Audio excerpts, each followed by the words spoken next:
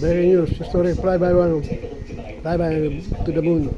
Going back to the moon after 50 years, since 1969. Artemis 2, going to the moon. Artemis 2 of the USA, going to the moon.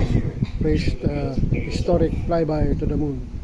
Going back to the moon after 50 years, since 1969.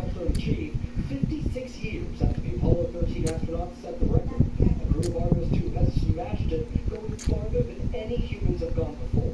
Mission Control marking the moment at 1:57 p.m. Eastern. Integrity crew on April 15, 1970, during the Apollo 13 mission. April 15, 1970.